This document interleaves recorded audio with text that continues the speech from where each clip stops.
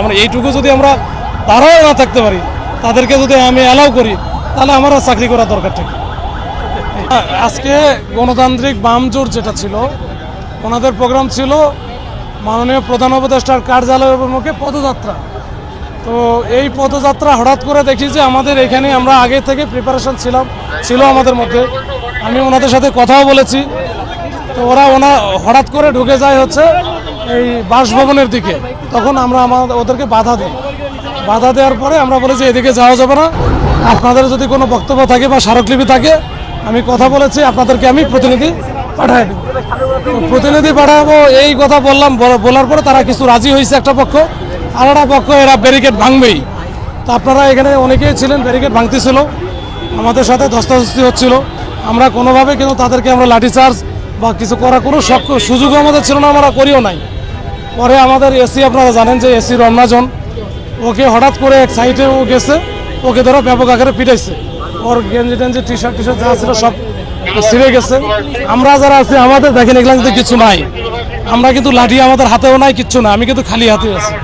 তো এই অবস্থার প্রেক্ষিতে পরে ওনাদেরকে আমি নিবৃত করার চেষ্টা করি, কিন্তু তারপরে আমাদের 7-8 জন আজকে আহত হয়েছে এবং বেশ গুরুতর আহত হয়েছে। আপনারা দেখছেন কিনা জানি না, একজনের বুকে লাগছে আর বেশ কয়েকজন তো খুবই আহত হয়েছে। এই জিনিসটা করা, এটা তো এটা মানে আমাদের হচ্ছে একেবারে সেটেলমেন্ট এগ্রিমেন্ট ছিল যে তারা আসবে এখানে, এখান থেকে আমি পাঠাই দেবো প্রতিনিধি 5 জন, যে তারা কথা বলে আসবে। এইটা নিয়ে তো আর আমাদের দ্বিমত নাই। আমরা জাস্ট খালি এই জায়গাটা যেহেতু 144 সবসময় জারি করা থাকে, আমরা যেতে দিলাম না, যেতে দেই নাই, যে আপনারা এখানে থাকেন, আপনাদের প্রতিনিধি ভিতরে যাক। কিন্তু তারা সেই কথাটা শোনে নাই, তারা কিন্তু বারবার এটা করছে। তারপরেও কিন্তু আমরা ধৈর্য সহকারে সবাই এখানে কিন্তু অবস্থান নিচ্ছি, এখানে তাদের ঢুকতে যে দেয় নাই, এটাই হচ্ছে আমাদের অপরাধ, অন্য কিছু না। এইটুকুই ছিল আমার পক্ষ থেকে।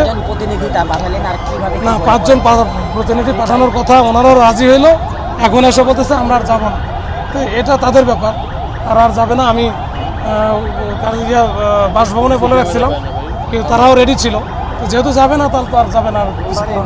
এইটুকু সবসময় দেয়, সবসময় বলে, সবসময় দেয়। আমরা আমাদের দায়িত্ব পালন করি। আজকে দেখছেন আপনারা তো সব এত মিডিয়া আছে, কোথাও দেখছেন যে আমরা লাঠি পিটাইছি বা আমাদের যে ওয়াটার ক্যানন আছে কিছু করছি বা সাউন্ড গ্রেন মারছি, কিছুই করে নাই। আমরা এইটুকু যদি আমরা তারাও না থাকতে পারি, তাদেরকে যদি আমি অ্যালাউ করি, তাহলে আমার চাকরি করা দরকার ঠিক।